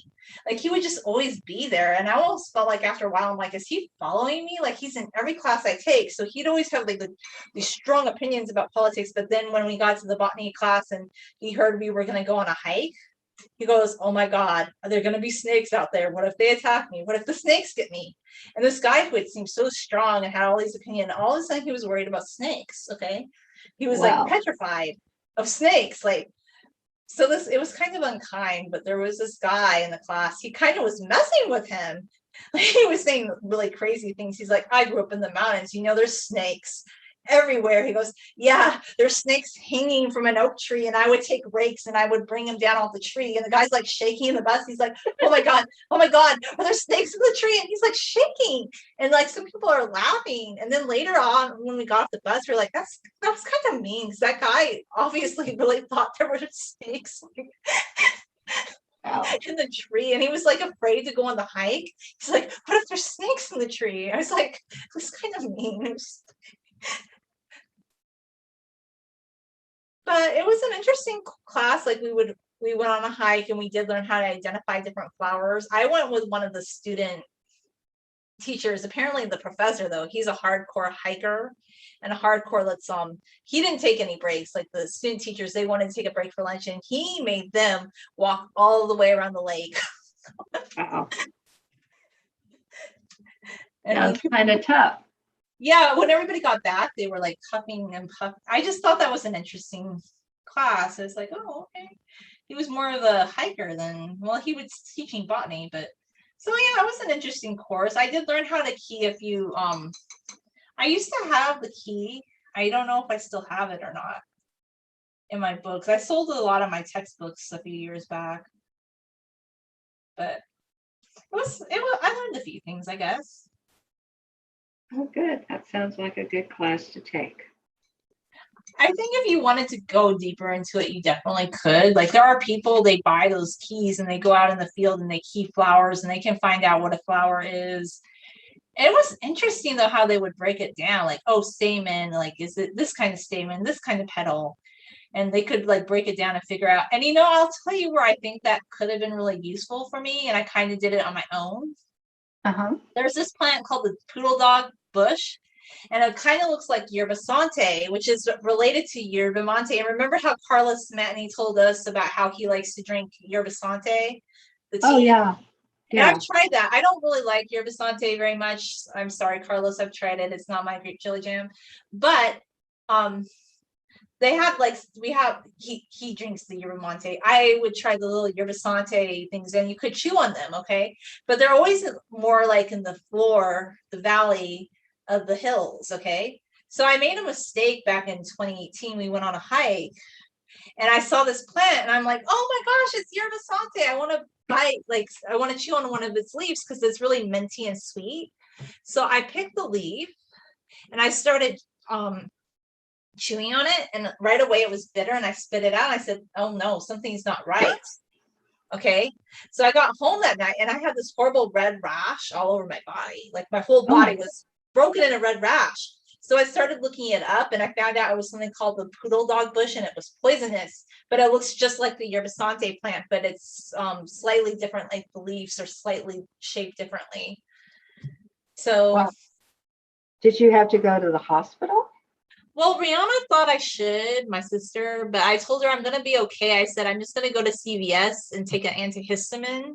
And I ended up being okay. Like I was still a little red the next day, but I decided not to go to the hospital because I didn't want to overreact. Like, yeah, I had a rash, but I wanted to just see if taking an antihistamine would help me. And that seemed to fight it off. Well, good. You must have a very strong disposition. I guess I do, like for that, but I wouldn't want to mess with that again. And that was just another example of how you want to be really careful if you're out in nature, like, and one of those field guides might be good for you. So I mean, nowadays you could look on Google, of course, and take a picture of it and search that way, but it would be good for like distinguishing, is this a poodle dog bush or is this yerba sante? But after that, I'm like, I don't even want to chew on yerba sante leaves because I don't want to take that risk. Like, what if it's not, Yeah. Unless I were to buy my own yerba sante plant and grow it in my yard or something, then I would know, like I would buy it from a company, like a seed company, and grow it myself. Then I might be okay with it.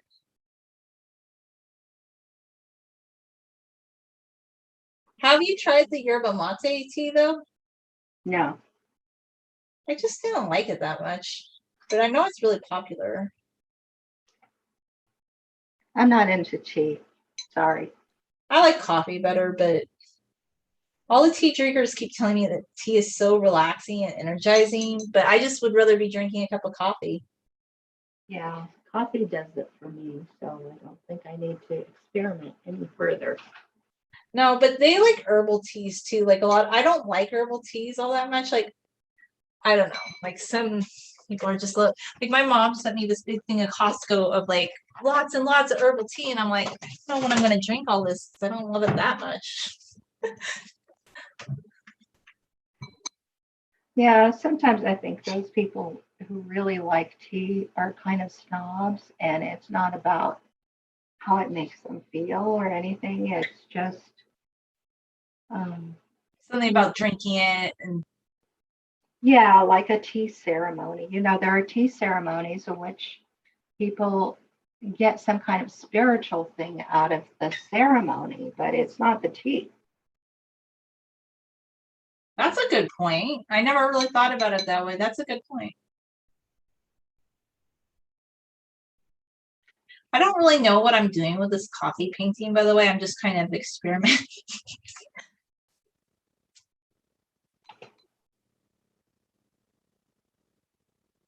I'll tell you what, I'll take a little break because things are not going that well, and I'll show you one of my tea paintings.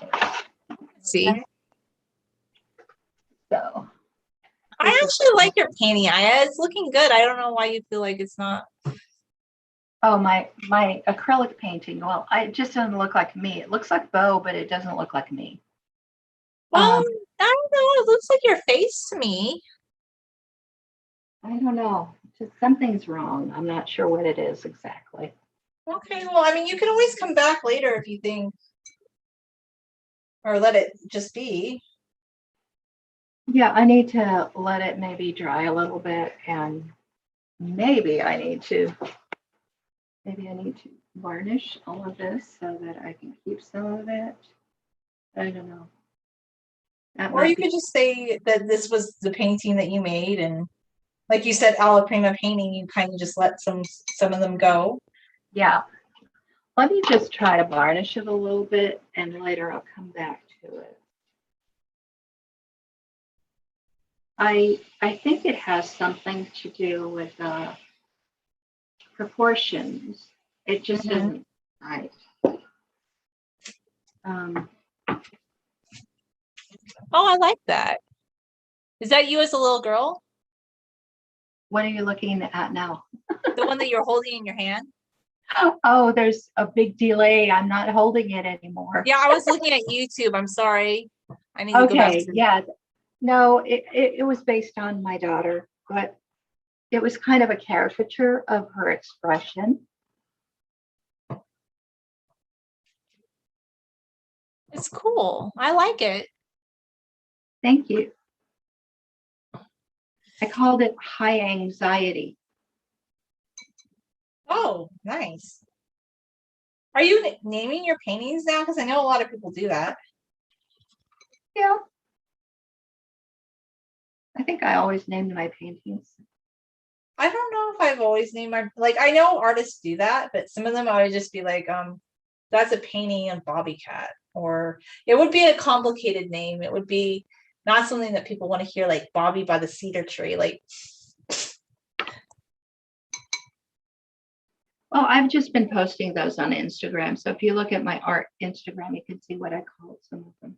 okay, I'll have to look and see. Like, I always look at your painting, but I don't always like look at the name.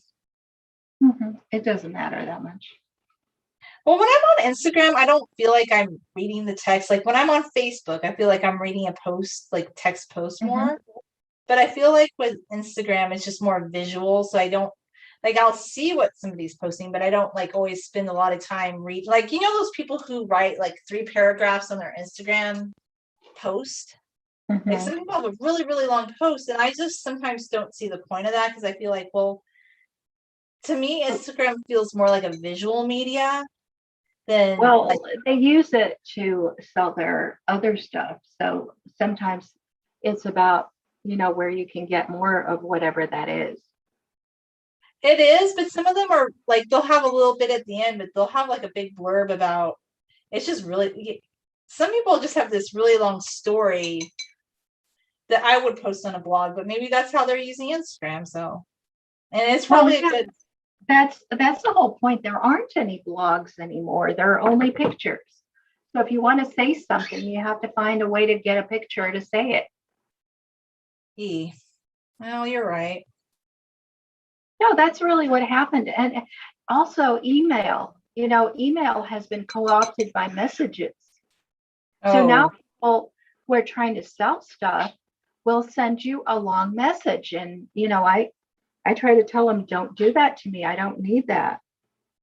Yeah, I wouldn't want that. That's annoying.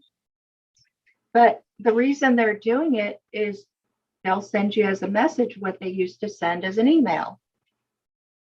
That is very annoying. Well, there was a lady that was trying to do that to me on, like, she joined me, she friended me on Facebook, and she goes, wow, good luck. This is back when I lost weight. She goes, good luck. Like, it's just, you look so great. And I thought like she was just being friendly, but then after a while, it got weird because she was sending me these long messages telling me I could join this fitness group. And I'm like, I just told her I'm not interested. Just like, okay. And I was just wondering, does that work for anybody? Is there anybody that's going to be like friended by someone and then be like, oh my gosh, like you said something nice to me, I want to buy your fitness plan? I don't know. I mean, there are people right now who are setting up groups, and then they think the whole purpose of their group is to send really long group messages to people. And then everybody sort of opts out either of the group or the group message, and then they get mad. Just interesting. Like, I don't understand some of these tactics, but yeah, people think that there is a way to get other people to buy their stuff or listen to what they have to say. And this way doesn't work if people don't want to, you know. I think it just makes people feel animosity towards those people sending the long messages and want to block them. That's I kind of know, but then those other people, listen, I was in a group and I was kind of interested in the topic, but I don't want to be told when I have to watch a video. You know, I'm not going to watch a video. Somebody tells me, oh, there's a video, and I'm going to go watch it every time. I have other things going on. So this guy put everybody in the whole group into a group message. And one by one, either we left the group or we silenced, you know, muted the group message because we didn't need that going off all the time. Mm-hmm. And then you could see that he got mad, and then he deleted all of us. Oh, well, that seems kind of aggressive. It's like his tactic didn't work, and then he got mad. Okay, that kind of something like that sort of happened, not on a group message, but with this guy that was into MLMs. Like he was always doing, okay, like he befriended me. He said he like wanted to get to know me, but then soon after we were talking one day, I said, okay, let's just go hang out at market night. And then he canceled on me. Like he goes, I'm gonna go teach at my MLM class. And I said, okay. I just said, well, then why did you make plans to meet? He goes, oh, what? Because my schedule's more important than yours because I have to teach. And I'm like, no, the point is you made plans and then you canceled on me. And then later that night, I just thought it was kind of strange. He started telling me that I could buy like some shampoo from his MLM. It got kind of weird. And then he was always trying to sell me different things. And I would tell him the very last time I talked to him, it was really strange because he had this MLM page, like trying to promote these shampoos and stuff. And the last time I talked to him, he goes, do you want to buy a burial plot from me? Because, you know, it'd be good. Yeah, this is what he is. He's an MLM for the graveyard as well. That's part of his job. Like he sells burial plots to people. And he goes, I've done this for people in my church. It's good to have it all planned out in advance because you never know what might happen to you or your family members. And I was like, no, thank you. And I was just kind of honest with him because this disagreement we had. And I said, and to be honest with you, part of the reason that I wanted was just because of this. And he goes, how dare you say that to me? And I said, well, I'm just not going to buy your stuff. I think we shouldn't be friends anymore. And he got mad. He goes, why? Why shouldn't we be friends? So I just didn't talk to him again. But I noticed like he stopped posting on this MLM shampoo page that he had been promoting on that same day. So I don't think it was just me. I think he kept just trying to push these products on a lot of people. And around the same time, he wasn't having success with it. Well, that's pretty funny. Shampoo and burial plots all in the same group. That's weird. Well, he didn't want to have a job. Like that was another thing too about it that was so hilarious. He told me that he had friends, like female friends that were like a little bit older than him, and they would just buy him lunch and movie tickets. And he wanted to know like would I like treat him to the movies? And I told him, I said no. I said if you want, you can come over later and we'll hang out at my pool. But I said I'm not going to buy you a movie ticket. I said that's just not what I do for people. Kind of a gigolo. Yeah, he was. In fact, he told me it got weirder. Like he said something like, oh, you know, I have this girlfriend and she lived in Italy, but I don't really want to date her anymore. But when she lived in Italy, I could kind of just live at her house. And I was like, oh, okay. Like you don't really have a main source of income. And it got weird. I was just like, okay, like he was in a little bit everything, but it didn't seem like he wanted to have a job. But you know, to each his own. Well, I mean, if he can make a living that way, I guess it's okay.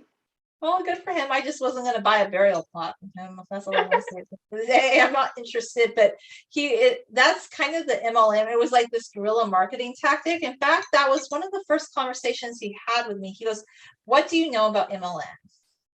And I found out the only reason he befriended me was because he wanted me to recruit me into his network of MLMs, like to buy something from him. And then he said, well, you could join too, and then you could sell something to people. So I don't know if these groups are just straight selling or if they're MLMs. I guess that's what I'm trying to ask. Like this group, was it more just a product or was it an MLM? No. My group was not like that. Okay. it was about ideas. I was actually interested in this guy's ideas, Mhm. and their ideas about, the ancient world and Oh, the, that's the cool. meaning of the Bible, whatever.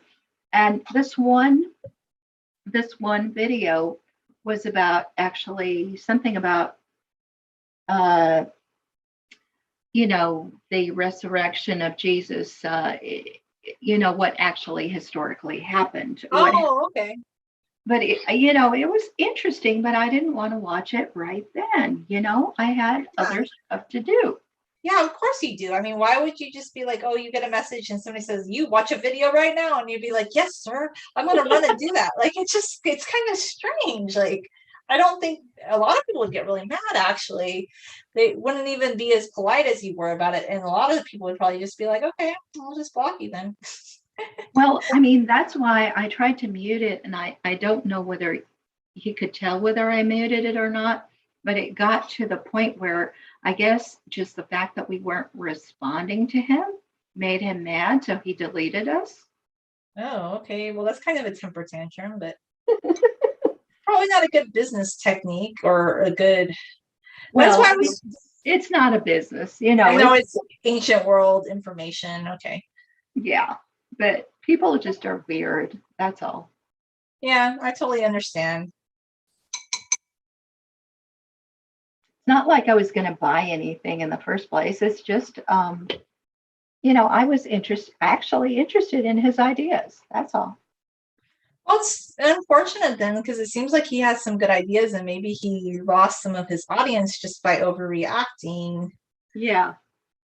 Like maybe if they had just shared the video as a post on the group, more people would have responded well. Well, listen, what happened was that maybe a week earlier, he was having a live stream or something like that, and he wanted people to join. Maybe it wasn't a live stream, maybe it was a Zoom meeting. A lot of people in the academic world are really not into live streams, but they like to have exclusive Zoom meetings where they invite certain people, but not other people. Yeah. So it was one of those exclusive things, but I couldn't watch it right then. And then a week later, he did this thing with a group chat, I mean, and I couldn't watch it right then either. And it just, I don't know what the problem was. That's interesting.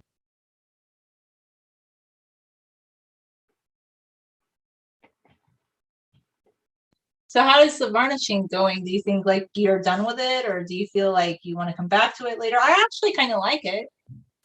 Oh, I've been painting over the varnish. I don't know if you Yeah. know.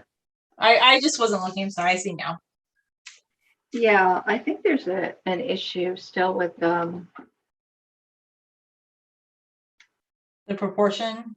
yes. Yeah. Kind What of. specifically about the proportion do you want to change or you aren't? Well, I mean, it's a weird angle. So obviously it's my own face. I should know what it looks like. But it's a weird angle, and I think the chin is too big, but then when I try to, I try to soften it, Mm-hmm. then other things happen that don't look right.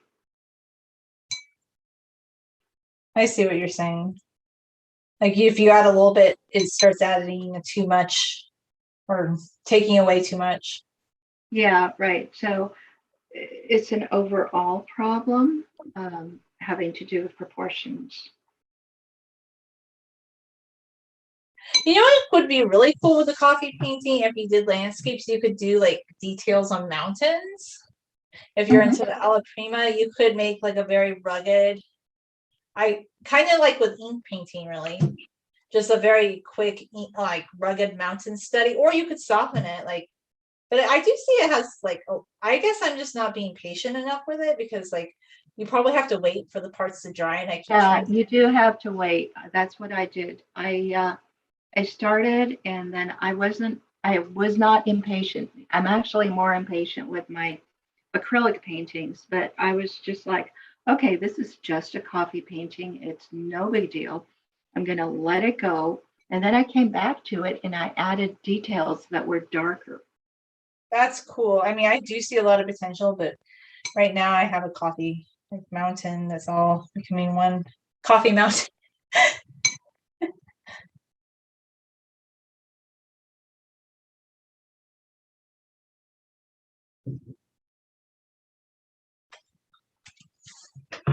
I kind of like it though. I feel like, I don't know. You can always come back later though if you don't like it, but I feel like you can work on this. Yeah, I know, but if it's going to be one of those alla primas, I need to decide to let it Finish go. it. Okay. Uh, So do you want to Otherwise, let it go or do you want to keep working on it? What do you want to do? I'm still working on it. Okay. Bo has not said anything, so Okay. I'm just double checking because I didn't know like if Bo had a. now if you have other things you have to No, do, I'm good. I'm good. I just I'm trying to change the eyes a little bit. yeah, that's what I was gonna suggest, that I thought maybe one eye was higher than the other eye. I That's already did that. Yeah, okay, I you did fixed that. Okay. I see. Yeah, that. that's good. But now I'm trying to the eye color, obviously I don't have blue eyes, but I also don't have exactly brown eyes. So I have Hazel. hazel. Yes. I have hazel eyes too. I think your eye color is not that different than mine, really. Right? Like a light. Yeah, I think so. I think so. I think we have similar eye colors. Yeah. Actually, a lot of Semitic people have like hazel eyes. It's pretty common. Which is true if you look. There's even like people don't realize it, but there were some Syrian people that had green eyes. Like people think that, like, well, I thought it was really interesting. Like just looking at different things from the Levant, like people that took their DNA test, like some of them had, you could tell they had like more olive skin tone, but some of them had like green eyes. Some of them had blonde hair. I thought that was very interesting. Well, the Crusaders came through I there. know they came through there for sure. I mean, especially if you're one of the Christian populations. Mm-hmm. And the thing though, like I'm reading this book, well, I haven't brought it home, but it's about modern Lebanon. Mm-hmm. It says in there, they're saying, well, like Lebanese people, they're not Arabs, but there was an Arab population that came into the region when the, Arab conquest. But now they're trying to say everybody in Lebanon is Arab, but that's not really true. Like they're Levantine people from different, they're not Arabs, but you can't really, it's just a political like definition in my mind. I know. I just try to avoid having those arguments with people because they get so emotional about it.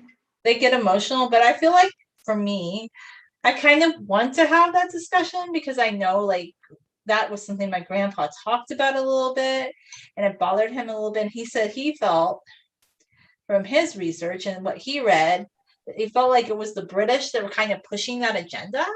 Really? Yeah, that's true. It is true. Yeah. So that was his opinion of it. So I think that's a good point. I just wish people would think about the colonial aspect of it. And there's Arab colonialism and British colonialism, like all the major empires do colonialism, Yeah, that's true. And now we have Chinese colonialism. Yes, we definitely do. Okay, Bo is calling me now. Okay, I probably should let you get going. Hold on, let me just see what's up with him. He wants you to.